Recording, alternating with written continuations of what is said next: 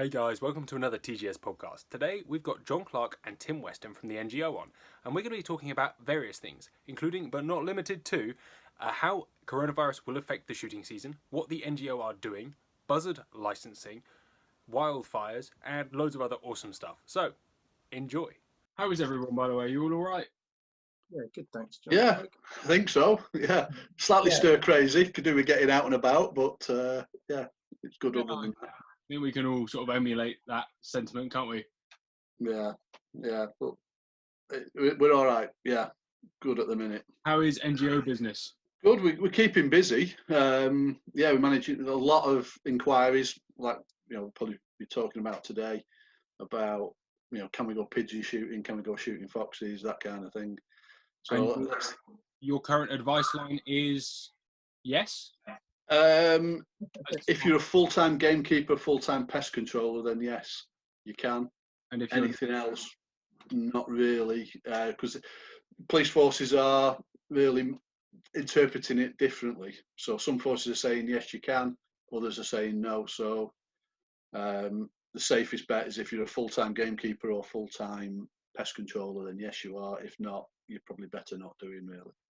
Okay, fair enough. Yeah. And so the other bit of advice we're saying is check your local force area, Jonny, because some are saying, I think North Yorkshire was one that said if the farmer requests it for specific crop protection, it would be legal as long as you stick to social distancing. Other forces are saying it's only if you're employed. Wow. So it's and then you get the difficulty of, I live in South Yorkshire, but I want to shoot in North Yorkshire, and Police Force A have said, no, you can't. You're driving through that Police Force area to Police Force says you can. You're in a difficult place.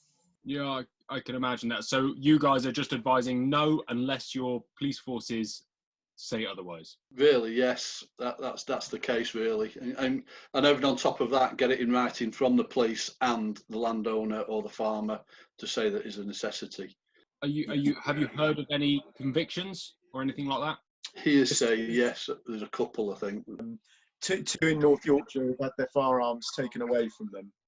That was they were shooting without permission, though. Yeah.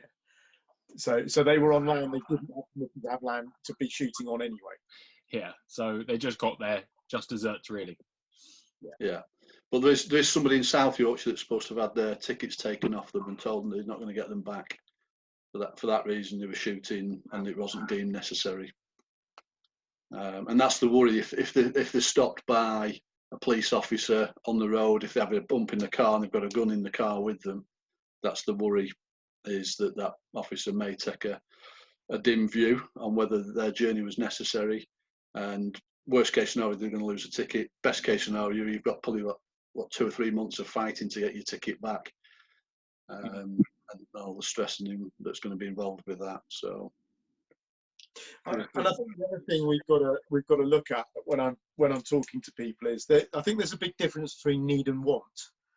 And I want to go. I'm desperate to go and cast a fly. I look at the back of my house and there's the winter ball runs along the back of the house. I'm desperate to go and cast a fly. But there is a difference between need and want. I want to, but I really don't need to. And I think that's when I'm talking to people, when I'm saying, the farmers phone me up and there's 4 billion pigeons eating his wheat he drilled yesterday. Right, okay, so that might be you need to go, and that's different between somebody phoning me up, and John had a classic, which I'm sure I'll tell you about. Hello, I'm 84 and I'd want to go pigeon shooting. How can I get around the rules? And I think the guy WhatsApps you every day now, doesn't he, John, to check if he can still go or not? That's a different one, that, actually, but I've made some really good new friends that we can contact on a regular basis with. But yeah, this guy, I think he was 74, I think he was, and the guidelines from the government, he shouldn't be out for 12 weeks regardless of what he's doing. So if he went out, he's contravening the guidelines. So his ticket is definitely in jeopardy. I do feel like there's a slight mental health aspect to all of this that I wouldn't say is particularly arguable, but it is important to bear in mind that we've all lost what we love but I also am also aware that everyone else has too. But I can appreciate his point of view. Yeah, well, I can as well. I was having a chat to a friend of mine who lives in London, and he said there are scales of self-isolation. Scales of lockdown. Yeah. And there's mine, for example, where I live in a very rural part of Wiltshire, and John's in a very, very similar position, a very rural part of Lancashire. So I can literally walk into the Savernake Forest from the back of my house. I live in the forest. I can literally walk into the back of the forest. And I have the sporting lease in there. So theoretically, we're running a business from there. So has my daily life changed? I'm still working full-time for the NGO. John and I both work from home remotely anyway. So you can probably see we both have Swedish log cabins, you know, because that's our home office. So our working practices and our daily life haven't changed a massive amount, right? And that'll be for quite a few rural people, not a massive amount, but quite a few rural people. Farmers, for example, gamekeepers, for example. Talking to a friend of mine in London, who actually lives in a very nice house in London, in a very nice area with a big garden. And I was thinking to him yesterday because he wanted to come stalking. Yeah. And I said, no, Jack, you can't come stalking. It's as simple as that. You can't come stalking. And he said, your lockdown's hardly changed anything. He said, mine's like moving to the countryside. Bearing in mind, he's very much a towny person. Yeah. And I said, well, I don't get it. What do you mean? He said, I can't go out when I want. He said, I can't get dinner at lunchtime. He said, because there's no bloody restaurants open. And he said, and there's only one shop open. It's got nothing in it. He said, it's like moving to your village. He said, that's his reality of a lockdown. But he said, he looks across his garden to a 22-story block of flats. And he said, you know, that's a very different lockdown. So I think it's bloody difficult. We all want to get out. There is a mental health issue for a lot of us. But a lot of other people have got it a lot worse. 100%. She works in two local hospitals. And I must say, when it first started, after about 3 days, I said, I'm just going to grab the rifle and go and sit in IC. She's like, no, you're not. Well, I'm allowed to because it is part of my job. She said, yeah, but you don't have to. She said, yeah, and I think, so sort of brought it home a bit. She goes to work every day, not knowing what she's going to encounter. And by all of us doing what we're supposed to do, we're not going to impact on what potentially could happen in 2 weeks. I know it's pie in the sky and you can chuck a lot of statistics out. But equally, I think it's really important that we do what we can do and what we're allowed to do to keep the economy going, the countryside going, and our businesses going. So you've got a bit of a double-edged sword. Very much so. I think that's the hard line a lot of people are struggling with, is where that line falls of trying to keep one's business going, as well as, you know, trying not to be socially irresponsible, trying to not encourage people to leave their houses, which is what we're all being told we should definitely do. Yeah, and I think the hard thing is one rule for one rule for another. So I could easily grab my fly rod, although I'm not allowed to fish it, but I could easily grab my fly rod, literally go 100 yards that way and walk for about a mile and not see a soul, and actually be in less contact with people than I am in my own house because I've got a child and a wife. So why can't I go fishing? Why can't I go and sit in a pigeon hide on my own, where I'm going to cause no impact to anybody, potentially, unless there's an accident, which is rare. I had a great statistic the other day. There were more accidents in 2019 caused by ping pong than there were by shooting. I can believe it. You know, I don't know if that's true or not, but I heard it. I can believe Sounds good. Let's use it. I did not get that to work. But so it's very difficult for a lot of rural people to understand, and a lot of people are using the term self-isolation. That's actually not the correct term. That's only if you're ill, is when you need to self-isolate. You're not self-isolating. You are locking down. You're not moving. And they're two different things. So self-isolation is, I've got a fever of 37.8 degrees. I need to now self-isolate. So that includes being away from anyone of your household. But what we're doing is we're in lockdown. So we're only leaving home for specific reasons. And one of the reasons is to go to work if you cannot do that job from home. So a gamekeeper can go about his daily business because he can't do it from home. It's impossible. A dairy farmer, a shepherd, a taxi driver, not that he's that job from home. So there are instances where you would be out, and that's why we say if you're a professional gamekeeper or a pest controller, actually you're well within the law at the minute, the way it stands at the minute, to carry on. So talk to me about gamekeepers. You guys are obviously the front line, sort of first people to contact when any gamekeeper has an issue. What is the feeling on the ground with gamekeepers? In what way? I presume most gamekeepers are still in work. There haven't been that many people laid off because of this. You know a couple, don't you, Tim? I think you know a couple that have been laid off. I don't know anyone that's been laid off. I know a couple of estates that are mothballing for this year, but the keepers are still employed.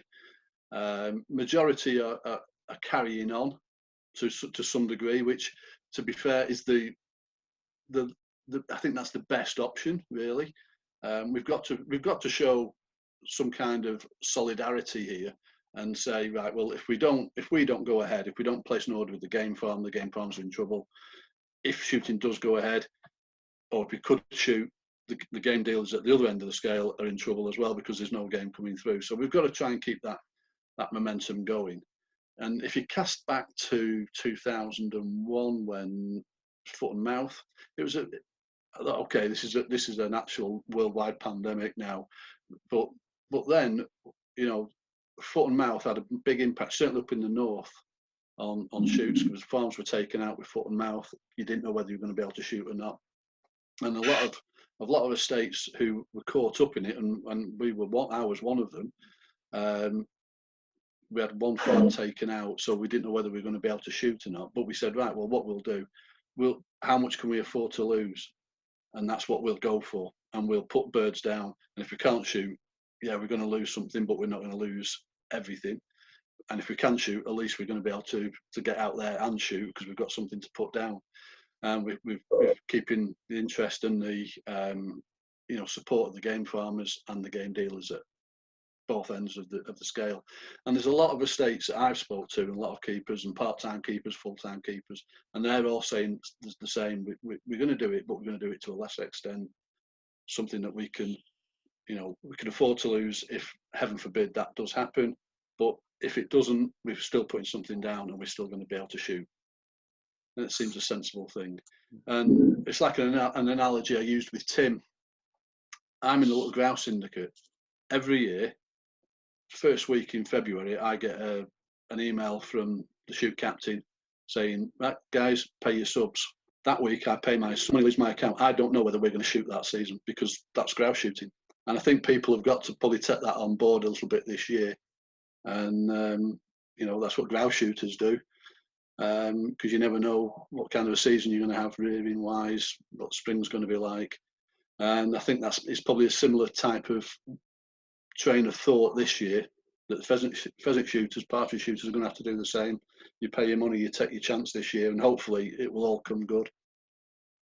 I did a little video a few weeks ago, and my thoughts on the subject were very much, it's time to put faith back in the shoots that have given you all that pleasure. Yeah. Because you want them to be there, not next year potentially, but the year after. And you should accept that perhaps you need to support the people you love at this time, really, and the businesses that you love. Yeah. What I found quite interesting, Jonny, is the smaller syndicate, so the walk one, stand one, sort of 100 bird plus type syndicates. The guns have said, I'm going to chuck my subs in, I'm going to pay some money and take some chance, right? And I think it's much along the same lines as the stalking syndicate I run. We've got 22 or 20 stalkers in the syndicate. They've all fully paid for next year. Their stalking restarted on the 1st of April, and none of them have ever come, but they've still paid their subs. And it's very much like, I think, on those smaller levels, like a MCC cricket club membership.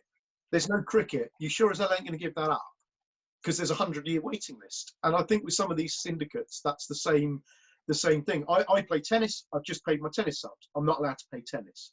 It's our hobby.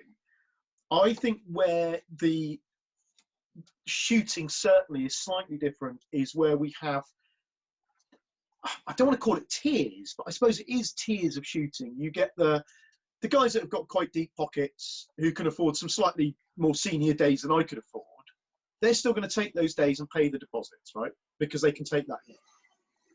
You got the guys like me, you, Jonny, and John Clarke there, who we're all in small syndicates, and we've probably all paid our £700 or £2,000 subs. You know, it's going to be between that sort of money, isn't it? We've paid that. And if we lose it, we lose it because we pay it anyway. I don't want to call them the corporate shooting, but the less passionate shooting that's putting it through the business books, they're the ones that have said, we want the days, but we're not prepared to pay a deposit. Mm-hmm.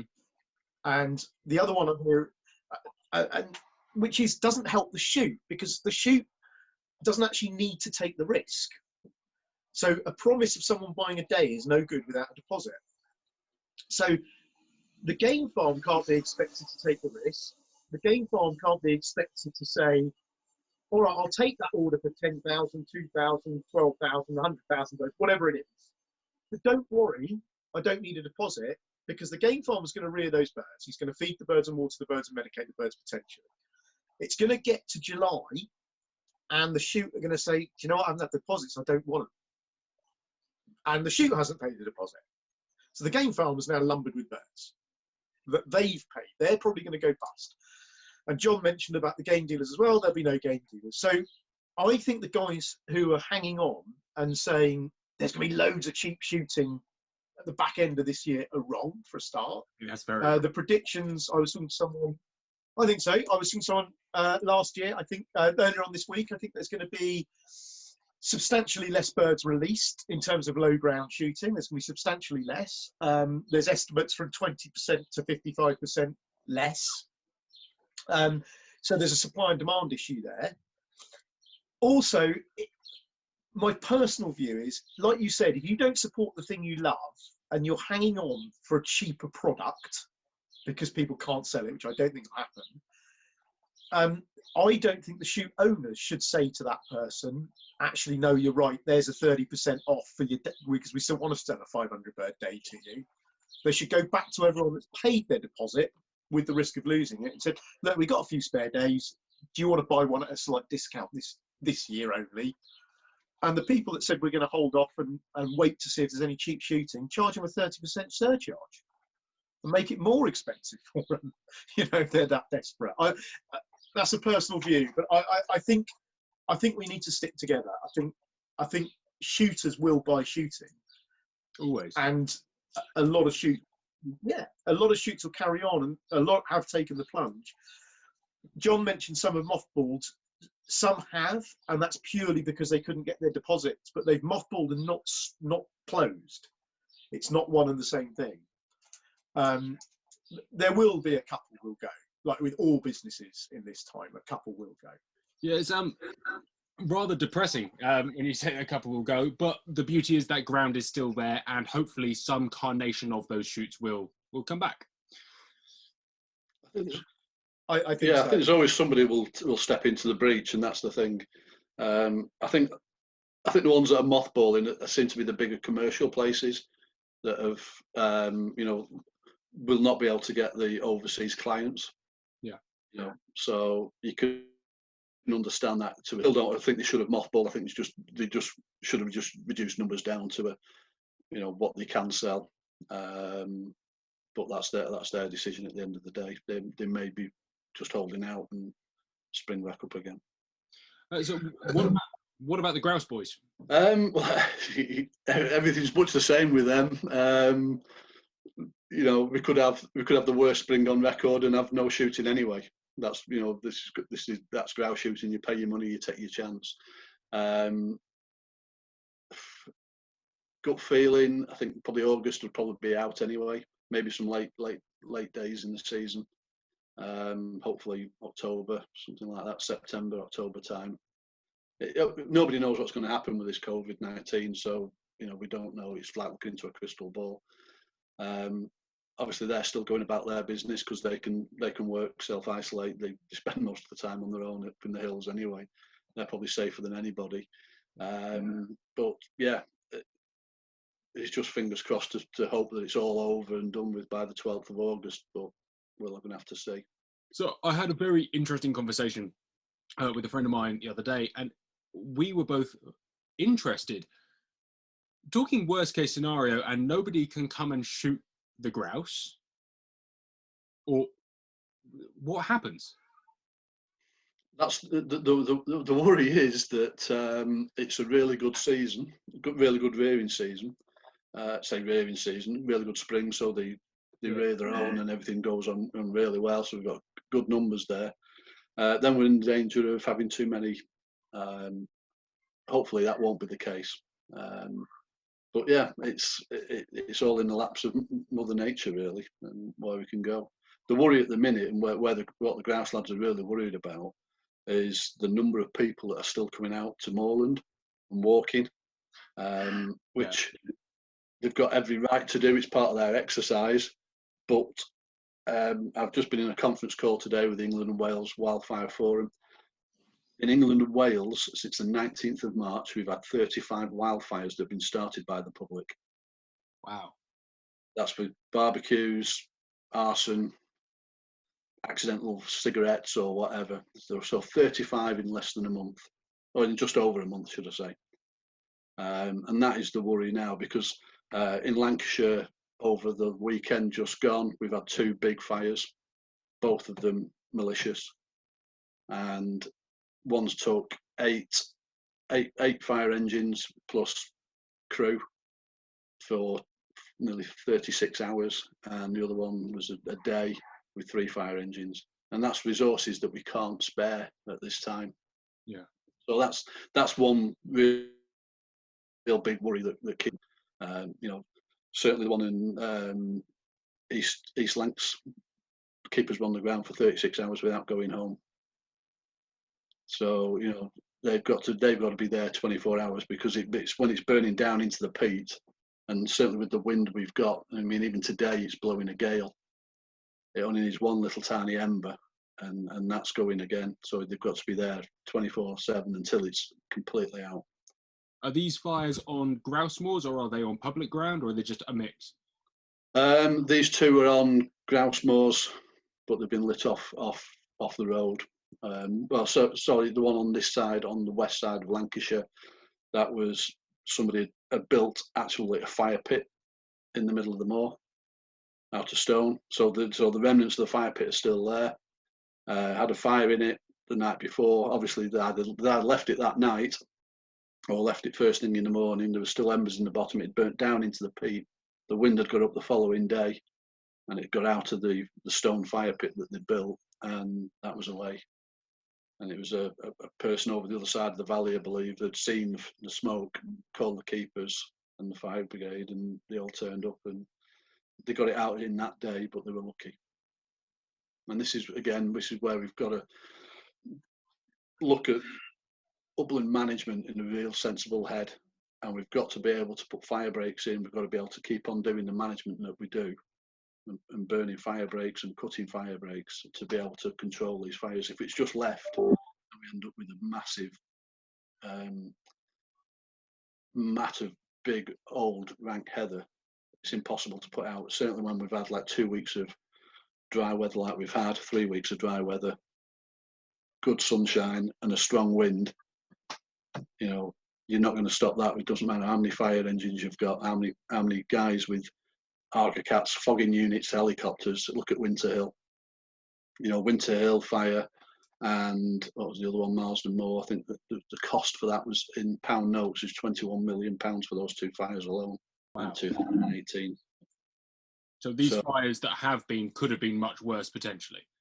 Yes, yeah. I mean, I don't know the cost to actually. I should have asked that today. Actually, what the cost is to bring a fire engine out with crew. It's going to be in the thousands per hour. I would have thought so. Yeah. The other thing, John, that's worth talking about, Jonny, because you'll know this from the video you did for us, is that these are now hot fires, so it's different to a fire a grousekeeper would have set. And John will know more about it. I ain't got a clue, but John will know more about what a hot fire is. I want to see you sweat and try to explain it to him. Yeah, that's good. Hot fires. It's anyway, John. What's a hot fire?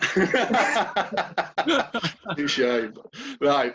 When gamekeepers are burning, they burn from October through to the 15th of April. Generally then the ground is wet, it's damp, and they pick the days where it's not too windy, it's not been dry for so long, and they'll burn. The fire will skirt across the top vegetation, burning the canopy of the heather out. It doesn't go, it goes across fairly quickly and leaves the stalk and everything else, but it doesn't damage the ground underneath. So it doesn't damage the mosses or any plants or the heather structure underneath it at all. Whereas a fire at this time of year, it burns a lot hotter. And if we're not burning and taking vegetation out, so you get 15 years of build-up of deep vegetation in the bottom, which causes then a big fuel load. That in itself creates more heat, which then pushes it down through the mosses, which damages the sphagnum and everything else, down into the peat and starts burning peat. Once it starts burning peat, it's a real problem to put out. And also, peat forms about 1 mil a year. So there's parts of Saddleworth that lost 30 centimetres, those 300 mil. Wow. Peat. So it's 300 years to get that structure back. And that's what we've got to really be careful about, is we can't. Wildfires are getting more and more prolific. Now, put it down to global warming, more people on the moors, or less management. All three arguments are there. But we've got to be able to put a management plan together to be able to put fire breaks in, so that we can control these fires when they do set. And they will keep on setting. We've got more people going out there. These barbecues. Interestingly, we're struggling at the minute to be able to go onto a triple SI to set a trap, and yet people seem to be able to go on there with a disposable barbecue and set fire to the place, which doesn't really make sense. There needs to be some kind of realistic management there and regulation to stop that from happening. Otherwise, this time of year, curlews have got chicks, or they're certainly sitting on eggs now. They won't be so far off hatching. Plover, all these birds that are red listed, there'll be nests burnt over this weekend just in Lancashire. So, in your head, what does that legislation look like? Is that allow us to manage the moor and will manage the people, or is it less intensive than that? Well, we used to have, there used to be rangers. We seem to have lost all the rangers now that were keeping people off the moors and, or not off the moors, but managing what they could do. That's now left to gamekeepers, who've got no real jurisdiction or time to do that, So it's getting the message out there to the general public that we really do, and whether that's it's been, excuse me a minute, whether that message needs to go out more into the public domain from the fire brigade, and this is what this meeting was this morning, how we get that message out there to people. Yeah, great, enjoy the moorland, but enjoy it responsibly and sensibly. There's so much damage, it costs so much money for a wildfire just by one careless act or vandalism. Has anyone been prosecuted for making a wildfire, or is it, I guess you can't find it? It's early day. People have been prosecuted in the past. There was an incident in the Peak District this time, which I believe that is going to court, but I don't know any more than that, and I can't really comment on that. But I believe they were caught by the police. They'd set the fire going, scarpered when they were challenged by the gamekeeper. The vehicle was then circulated to the police, and it was stopped in Yorkshire. So I know they've got them, but what's going to happen to them? Hopefully, it needs a really strong case, really, and fine or a custodial sentence. Just to impress how bad this is. Yes, yeah. Jonny, this is sort of a prime example of where the NGO is still working. People see John and I at shows and at training courses and stuff, and they think that's probably all we do. It's a tiny part of our role. John was in this meeting from 9:30 this morning till about midday, something like that. just like we are. Normally you'd be in a room with them. We're working slightly differently at the minute. But it's a vital role that the organisations play in keeping shooting going. It hasn't stopped. So just because we're in lockdown, it doesn't mean we've stopped. We're still working. We're still getting up in the morning. All right, our commute's only 15 seconds. But, you know, we're still working. We're currently dealing with Natural England and individual licences at the minute. It's something the NGO are working on a lot. And it's been a huge effort. With the new general licences, at the minute you can't trap on a triple SI, which for a lot of shoots, especially us low ground guys, isn't a huge problem. But that's almost the entire uplands of England is a triple SI. These guys can't go and catch corvids to protect, like John was saying, plover and all those sorts of different birds. Natural England have had since the February, or since the general license changed, over 1,000 applications to be able to go on a triple SI to trap predatory species to protect amber and red listed species. And as of today, guess how many applications have been granted as of this morning at 9 o'clock? How many? None. Not one application has been granted by Natural England as of today, because from my limited understanding of it, from the discussion I was having before I came onto this call, is they're and decided it's not viable enough. So they need to re-risk assess their own risk assessment and do another risk assessment of their risk assessment. Can one of you explain to me concisely the contention here? Why can't you trap common predators on triple SIs? Come on, Tim. I did the cool birding one. So, basically, it was all to do with part of the Wild Justice Challenge last spring on the general licence in total, and they were saying that there hadn't been enough research and data into the damage caused on a triple SI by protecting those species that probably made it a triple SI in the first place. And I'm really, Jonny, I'm really putting this into layman's terms. I can appreciate, yeah. It is a bit more complicated than I'm making it out. But there are things within there that says we can't trap or shoot within 300 meters of a triple SI either,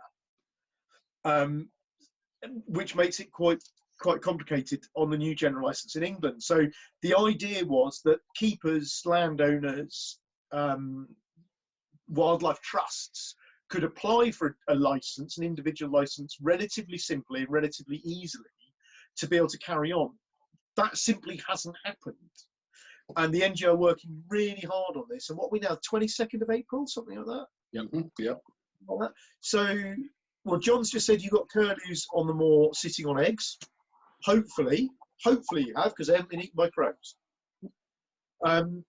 We've got stone curlews at the back on the downs, the back of the house here. Hopefully they haven't been eaten by crows because it's chalk downland, which is a triple SI. So the keeper up there needs an individual licence. He's applied. I look after 2 shoots in the Savernake Forest, which is a triple SI. I've not been able to set a larsen trap or anything at all to catch a crow or a magpie. And I think we've got 11 amber listed songbirds in there that nest within the woodland. My licence has been 4.5, 5 weeks since I applied for it. And all I've had is an email saying, yes, we've had your licence, thank you. Wow. It's very complicated. It's taking a considerable amount of NGO time to get to the bottom of this. And those who follow the NGO social media account and various other things will have seen we've written a very robust letter to the Minister saying what's going on. We've done the same to Natural England and DEFRA. We've done follow-up emails and letters and phone calls and conference calls beyond belief, beyond timing and amount of hours. And it's moving quickly. There are things changing all the time. And the team dealing with it, which actually isn't John and I, but the team dealing with the DEFRA and Natural England are hopefully making progress. But it's just, I just wanted to highlight for people who are watching this that we're not all just sitting at home mowing the grass. we are still working as we would be working normally, just slightly differently. You know, probably if you and I and John were going to do this 5 weeks ago, we'd have met on a shoot somewhere and sat down in the shoot lodge, wouldn't we?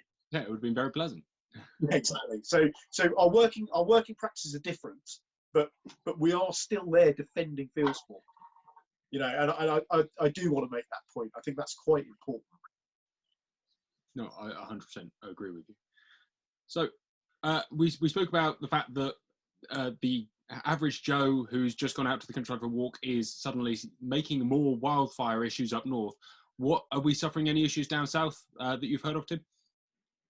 Yeah, I mean, the sheer volume of people into the countryside now, it is, I've never seen anything quite like it. And again, I'm in really two minds about it. I spoke earlier on about the two different types of lockdown for two different types of people. We're lucky, I'm lucky. Someone coming out of Swindon to my part of the world to actually see some air and life and things, can you begrudge them that? No, not at all. No, I don't think you can. It's quite nice that we're able to share our environment with them. It's an opportunity. It's a huge opportunity as I see it. It's just how we would utilise it, but time is slipping. Yeah, no, I agree. And I think the issues that have been faced by keepers I know is potentially putting them in danger into the rural environment. You're taking from an urban environment is where most COVID-19 cases are. There's very few in the rural environment. So potentially you're bringing a densely packed diseased population into a sparsely populated area where you can spread the disease. So that's an issue. And one keeper up near London has got a kissing gate outside his house. He's got a footpath at the front of his house and a kissing gate. And he put a trail camera on the kissing gate. And over the Easter Sunday, had 180 people go through the kissing gate, families. Okay, well, he's definitely got COVID-19 if he kissed everyone. Well, exactly. But he then made a sign, which he put on social media. I've been trying to find it since, John, I can't find it again. It said, on Easter Sunday, 180 families walked through this gate. All but one did not have gloves on. 179 people touched the handle of this gate and then carried on their walk. And it's outside his garden, and that's what he wasn't cross they were walking, but it was just the senseless sort of risk-takingness of it. Whereas if they got on a bus in a town, they would probably sanitize their hands and all the sort. Just because it's the countryside doesn't make it less dangerous. We've also seen another thing. We've seen a heck of a lot of dogs in the countryside. Oh, yeah. And I'm in the canine sense of the word. We've had quite a few. John shaking his head. We've had quite a few deer killed, and it is the same as on the moors. There are nesting birds now. It is what happens at this time of year, and out of control dogs, no matter what the owner thinks, do chase wildlife, and they do chase sheep. And even the police have been, or various forces across the country, have been all over social media saying, please control your dogs.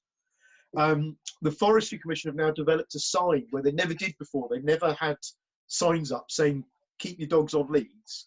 So in Forestry Commission woodlands that have high public access, there are now black and white signs that say, if your dog is out of sight, it's not under control. And I think if people can stick to that, I think we can share the countryside with them. But I think there could potentially be a wildlife crisis on the horizon if we can't do vermin control, pest control, fox control, corvid control. And that not just talking about the general license issue, I think that combined with the, I want to say, amateur shooters out there who do an awful lot.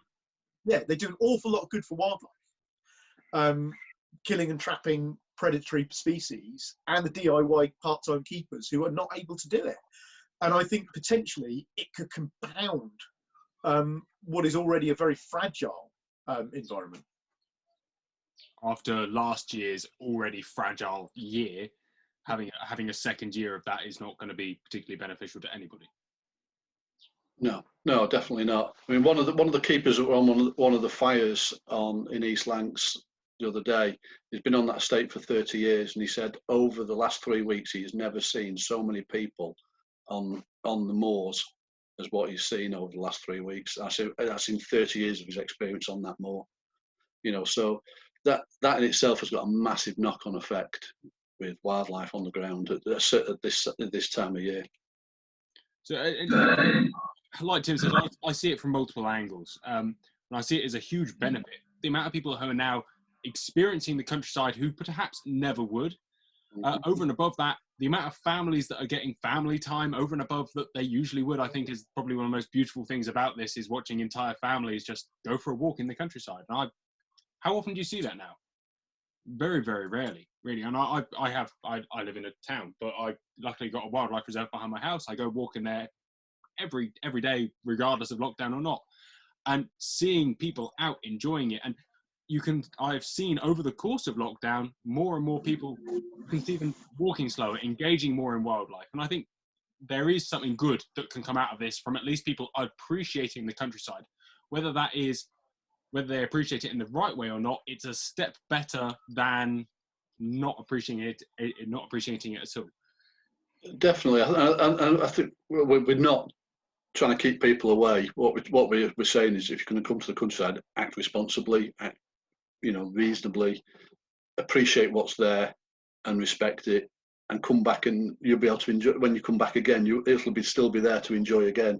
That's the message, really. What can we do as a community to help that along?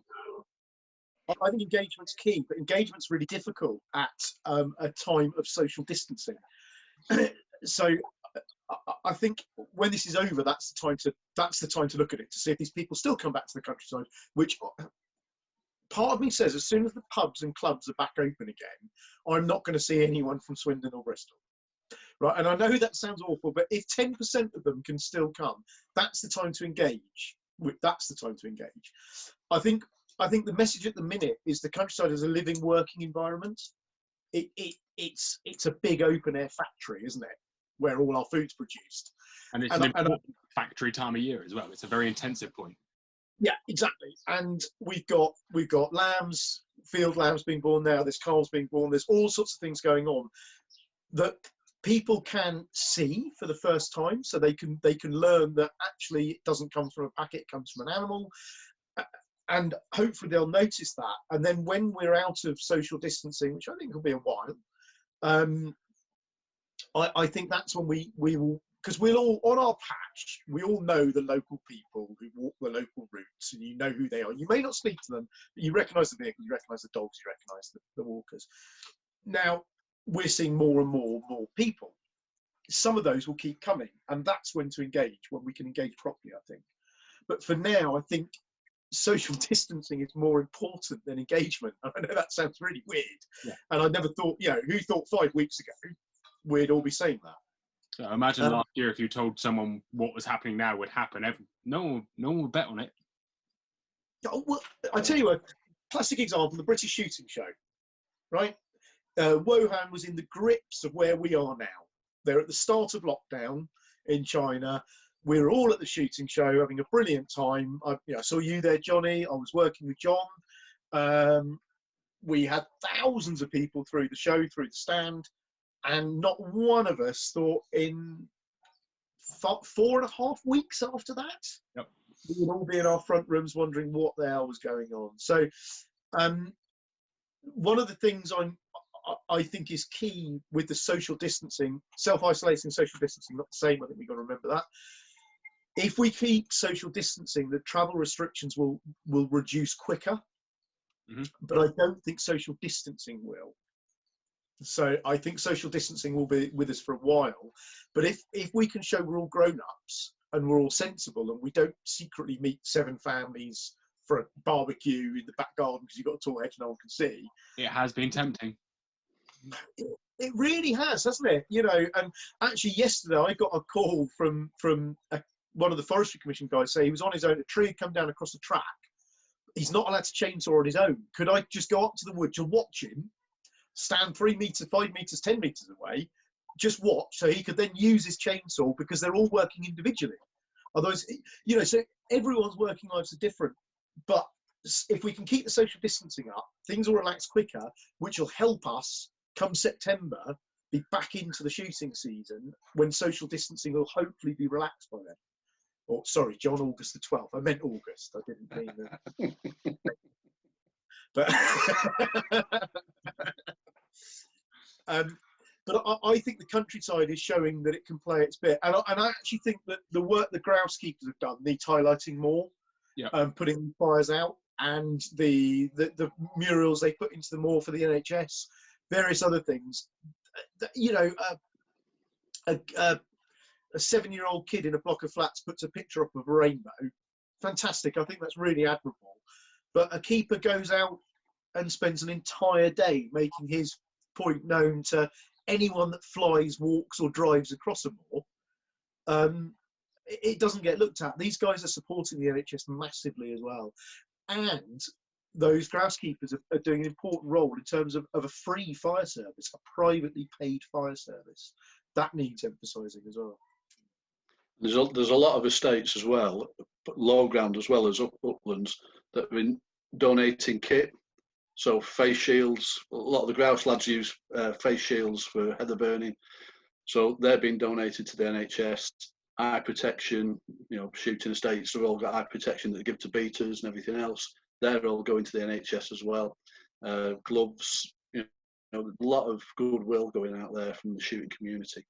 So I think there's been a huge amount of effort put forward by the Countryside community.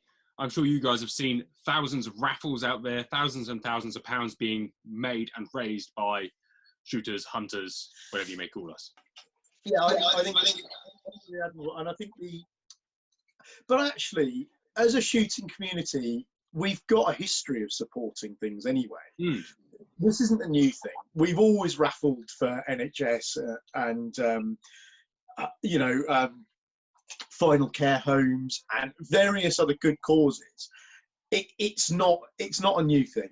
I just think at the minute people will donate a bit more and give a bit more when they can. I mean, there are some people who shoot who work in a factory that's had to be closed down, or in a pub, and they're furloughed, and they probably don't have the disposable income to do it. But it's really interesting that they're still sharing it, they're still helping push the promotion, and I think that's really, really admirable. I think that's a good thing.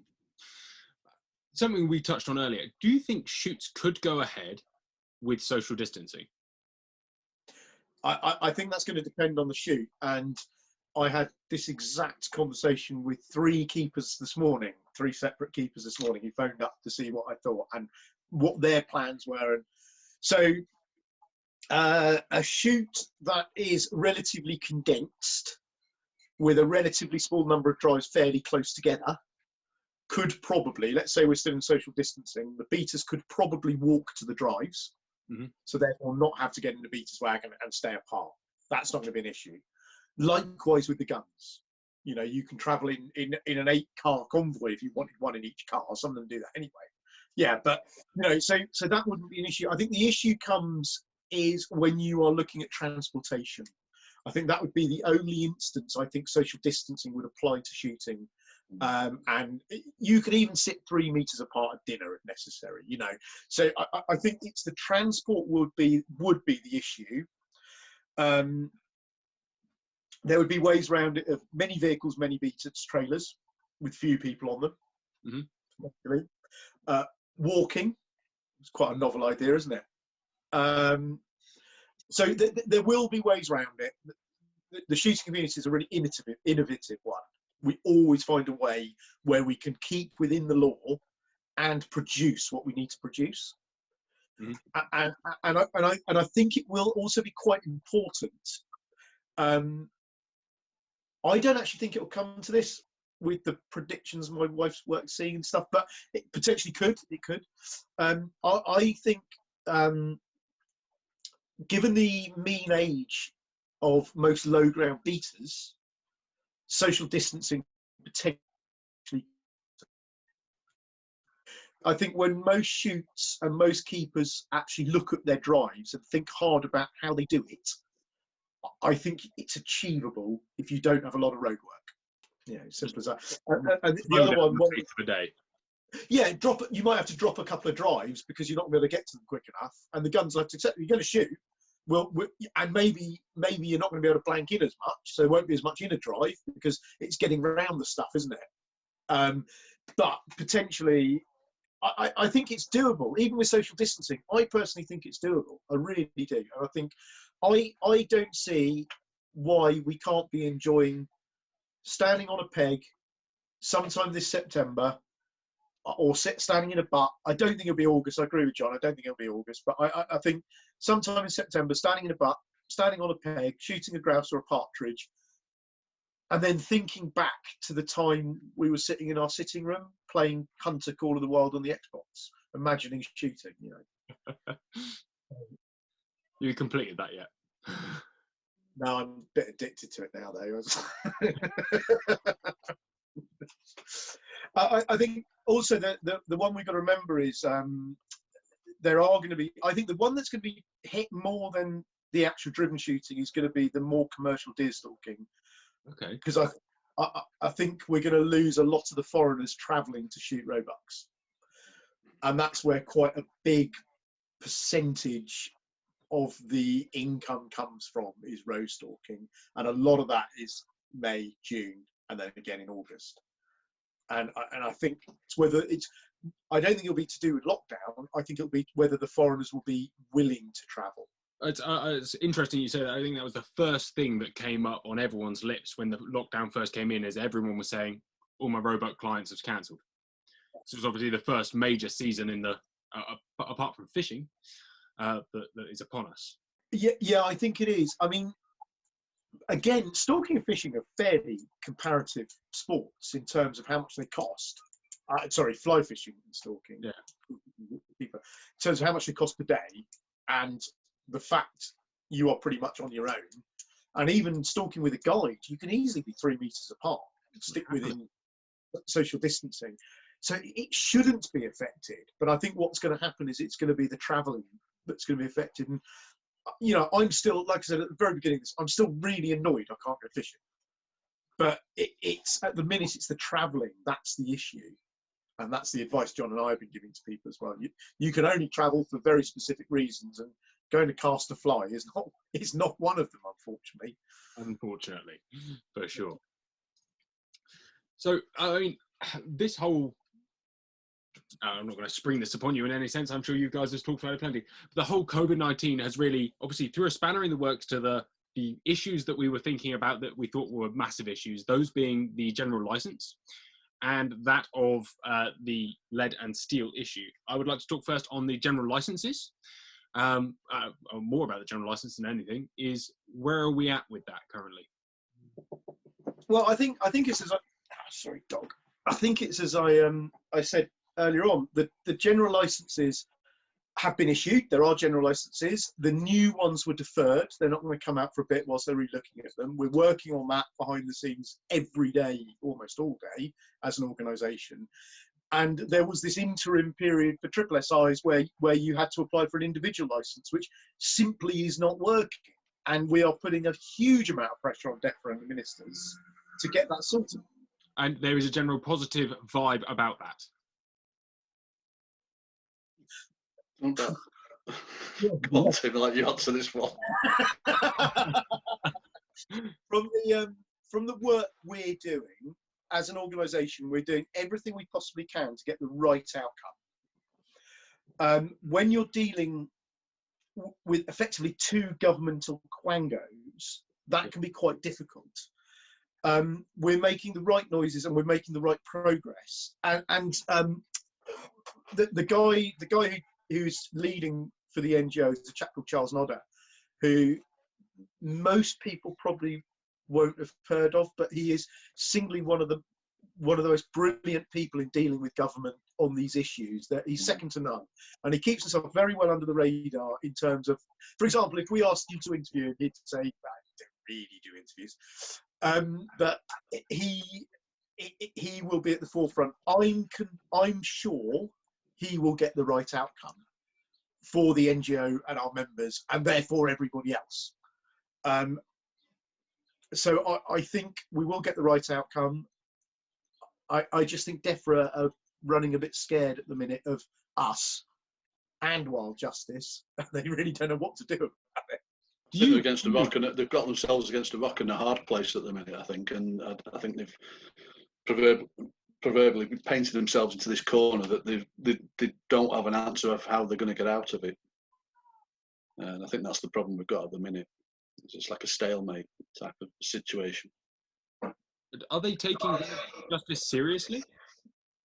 Oh yeah, I mean they are taking it. DEFRA are taking it very seriously, which is why they're taking so long about trying to get it what they see absolutely correct.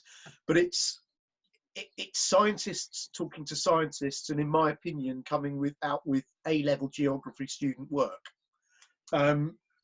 It's taking them too long to produce something that shouldn't be that difficult, and that's the message we're giving to them. And the NGO are being really firm on this, really firm. We're giving no quarter to them. We're not going for half measures. So I'm fairly convinced when we get the result, which can't be long away now, it will be the right result for shooting. So do you communicate with Wild Justice at all, or are you both very much apart? No, we don't communicate with them at all. No.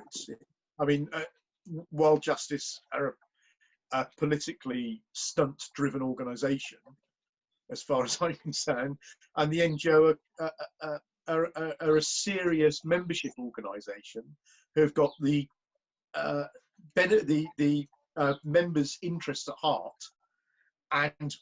and British wildlife in terms of gamekeeping and shooting. So, you know, the white noise that's produced by quite a lot of these people, sometimes the best thing is not to give them any airtime, because, you know, I think they'll probably just get bored of it eventually and do something else.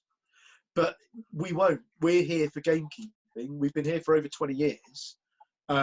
We've won some massive battles in the past. And as an organisation, we're not scared to take them on. As Buzzard Licensing showed, we're not scared to take government on. So, you know, I think the more noise we let them create and we share, and we're falling into their hands. Whereas, I mean, I read something today, their latest challenge isn't going to make the funding because it's been covered up in news by COVID-19 and various other things. They haven't had that mouthpiece, and I think we help them by fighting with them. So sometimes it's better just to let the white noise go away. No, I totally agree with that. Absolutely, totally agree. No, that's a very solid point, and I think a very good standpoint as well. And you are right. We've always had opposition, but they do come in little peaks and troughs, don't they? Yeah. And hopefully this peak will disappear shortly. Yeah.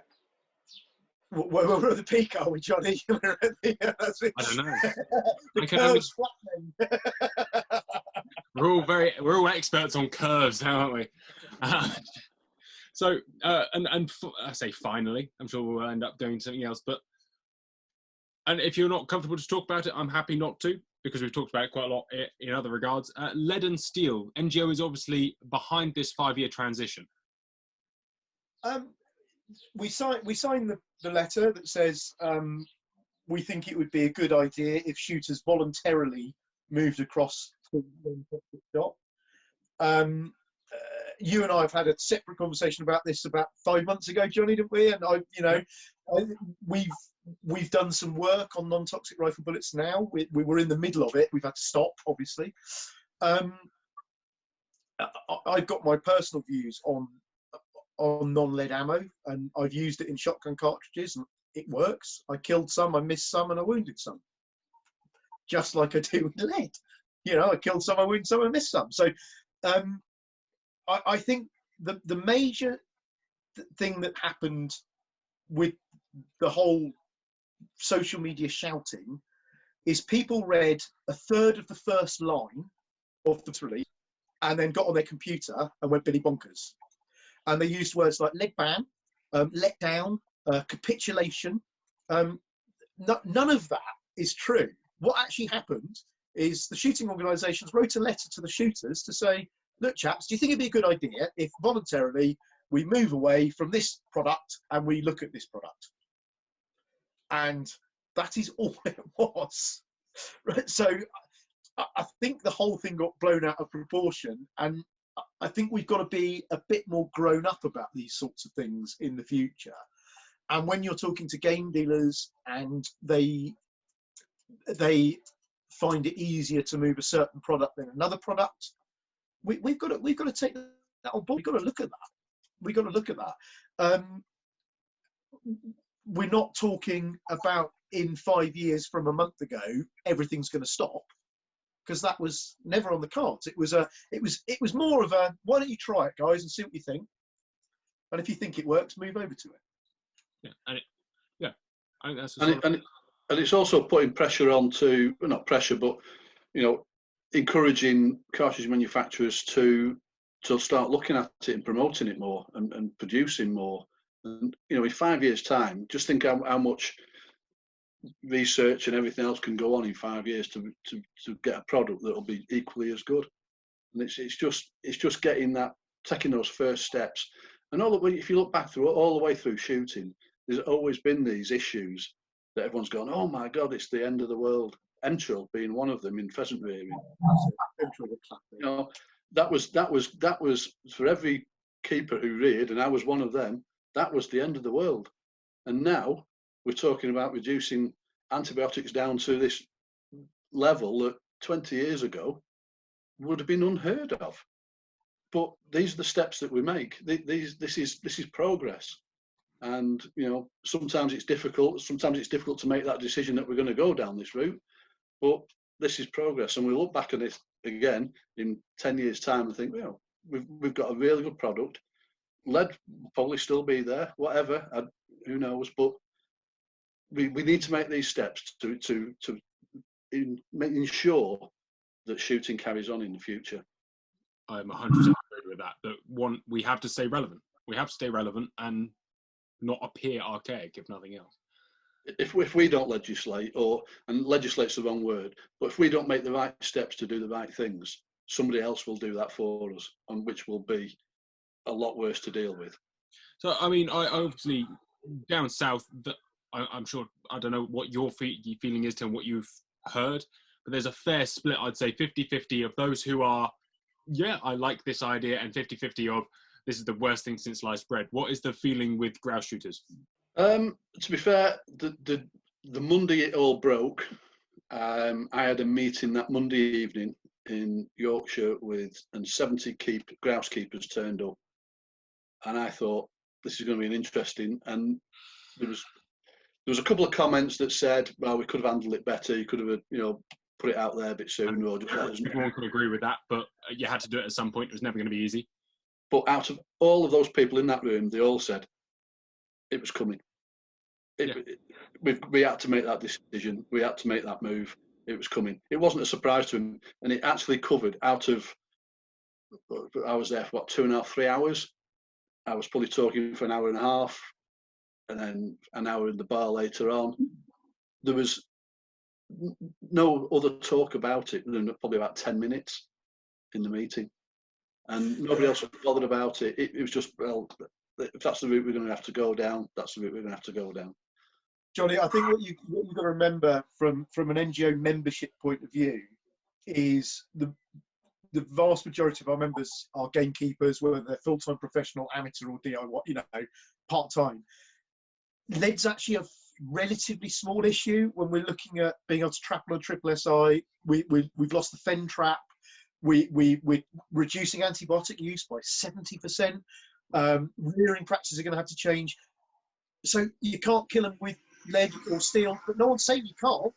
So just try something else. So, and I think most professional keepers see the bigger picture and think it's 5 years down the line. Let's deal with it now. Let's deal with the real issues we've got where we potentially couldn't kill vermin, potentially couldn't rear any birds. Well, if you can't rear them, what hell does it difference? It doesn't matter if you've got lead or steel anyway. So from an NGO membership point of view and an NGO organisational point of view, some battles are far more important to put a huge amount of resources in than others, and asking people to give a non-lead alternative a go it was, we'll ask them to give them a go, but let's carry on fighting the good fight with the dot trap, the tully trap. Let's keep on with Natural England about general licenses, about individual licenses, about triple SIs, about buzzard control, about other predatory birds. Working with the raptor guys about taking peregrines into captivity, and there's so much going on. And one of the things the NGO are really bad at is telling you lot. We do so much behind the scenes, and we very rarely shout about it. We sort of pat ourselves on the back and say, well, we do well there, and you guys can carry on doing what you were doing anyway, and never even knew there was a threat. And I think that comes with having a very small team. So the NGO split, for those who don't know, John looks after Northern England and Wales, and I look after Southern England and East Anglia. That's everything below the M4, yeah? So yes, Southern England is definitely below the M4. So I quite like the odd trip to the Scilly Isles, but I haven't managed to get there yet. We have three members of staff who work in the office. That's it, total of 3. And then we have a couple of other contractors who pretty much work for us full time. Alan Barrell, our firearms advisor. We've got a firearms department one, and Charles Nodder, who I mentioned, being another one. So we're a really small team, and we do an awful lot with our membership subs. And what we don't often have is the time to really shout about it, or the expertise, because John and I are both ex-gamekeepers. It's sometimes it's just not there. We're run by a committee of gamekeepers. We don't have an executive board that are paid. They're all volunteers. So sometimes our message does get washed under the carpet a little bit. And actually, in terms of the lead issue, we didn't. I mean, John, we didn't get a lot of flack from our membership over it, because I think the issues I said, they're actually quite a sensible, forward-thinking group of shooters. Well, I think you put it perfectly there, that actually this is actually a really non-issue by comparison to many other things that are being fought that are huge countryside and conservation issues. This is quite, well, it is fairly black and white to me at least, but it's not a big issue. I don't think it's it's not a big issue by comparison. Like you say, for example, losing antibiotic use, which is a good thing, but is a much bigger change, but doesn't affect the average trigger puller. No, it's well, they don't think it does. They don't think it does, but exactly, they don't care. Yeah, potentially, if the game farmers and gamekeepers who rear can't get the techniques right, and I remember Emtrel as well. I can remember it being the end of driven shooting when we lost Emtrel. It was a disaster. So do you know what we did? We put 3 extra sheds in, put less birds in a shed, improved our husbandry, and it was fine. The costs went up a little bit, right? That's all that happened. Now, antibiotic use potentially is the same. We change our husbandry. We look at the poultry industry. We get slightly better at what we're doing. We change our kit. I don't have the answers yet because we're in year 2 and it's still being worked out. But the game farmers and keepers that rear have managed to reduce, I think it's something like 70%, John, isn't it? The reduction in antibiotic use. It's getting that way now, I think, yeah. So just in a year and a bit of rearing, we've managed to reduce, by changing our techniques, 70% of the antibiotic use in game bird rearing, just by changing our techniques and the way we're looking at things. Now, that takes a lot of forethought and some pretty smart gamekeepers and game farmers out there to look at, okay, what am I processing? How can I improve that? How can I streamline that? And where we say, well, it doesn't really affect the shooter, but actually, if they were rearing 100,000 and they can only rear 70,000 because of the new techniques, their fixed costs are going to be the same.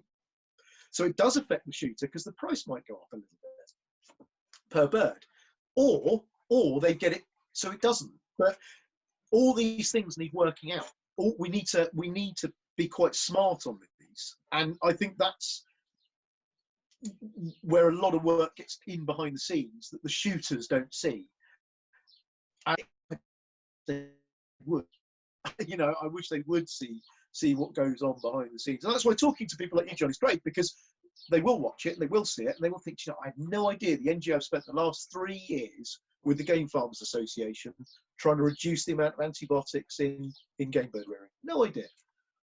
We have. It's been a really interesting process, a really interesting walkthrough. You know, we've probably spent more time emailing Natural England over the last 18 months than in the history of governmental departments ever, with various things that are going on. So, you know, the lead, people are calling it a lead debate. I don't think it is a debate until people have actually tried it, and then they can have the debate. So have you tried it? No. Well, you can't have an opinion. Go and use it. See what you think of the stuff. For a extended period of time, not a shot. So all of last season, I mean, I don't shoot a huge number of days, but all of last season I used steel shot. The whole of last year.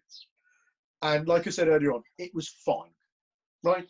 It was absolutely fine. I'm not a great shotgun shot anyway. So it's hard to tell. It's hard to tell with me, but you know, we are doing some good research on rifle ammo in the deer legal calibers from 243 and 308 at the minute. It's too early to tell. We're doing that in conjunction with the Game Conservancy. They're doing the analysis for us, and that research involves shooting actual deer with not jelly. Not jelly. We've actually shot animals with it. We're at about 250 animals now, all with lead alternatives, and the results haven't gone across the Game Conservancy because we got stopped before we could finish. So we need to shoot, I think, 400 for the statistician to get the right number of deer with the right number of controllers, the right number of people. That is a different amount of species as well. That is across the board. Yeah. So so it's the small, medium, and large. So we haven't split it into fallow seeker, Chinese. It's small, medium, large, because the bone density, the skin thickness is roughly the same on all of the sized animals. And it's different weather conditions are recorded, different operators are recorded, different calibers, different rifles, different brands, different bullets.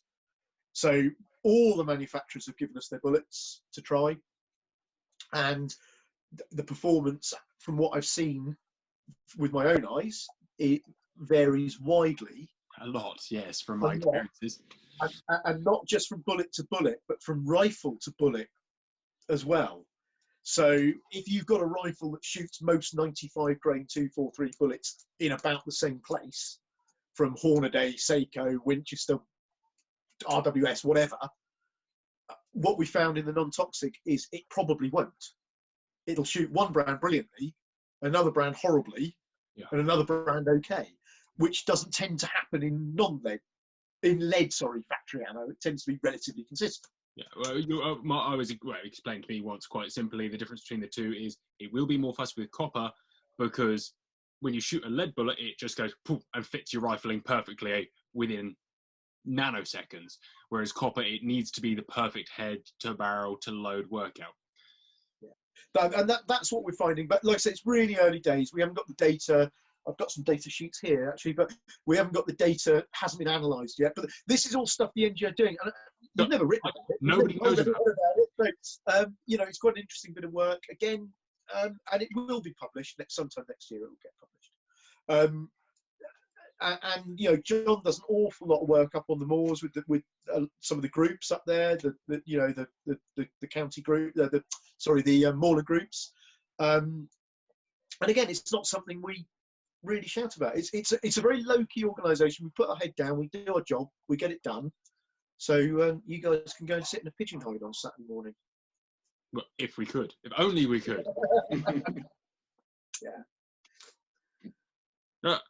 There's only one last thing I'd like to touch on before the end, and it's probably more contentious than everything else, but you've touched on it twice, is buzzard licensing. Yeah.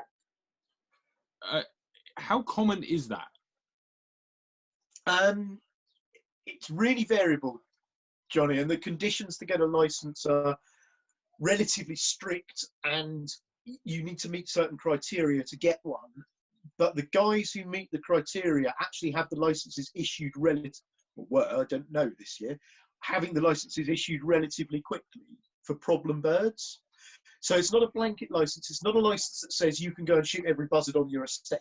It's not like cormorant licensing now. It's like cormorant licensing was. Yeah, it is. But in theory, so in law, the buzzard and the cormorant have the same level of protection. So one of our arguments is it should be the same as cormorant licensing. But it's not.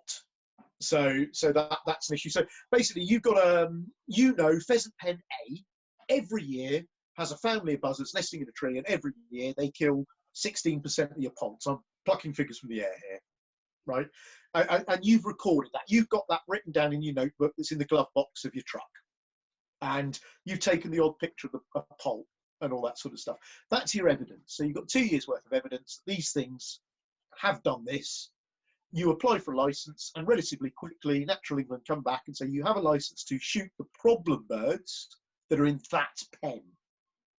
It doesn't mean you can shoot that bird over the other side of the estate because it's causing the problem in that pen.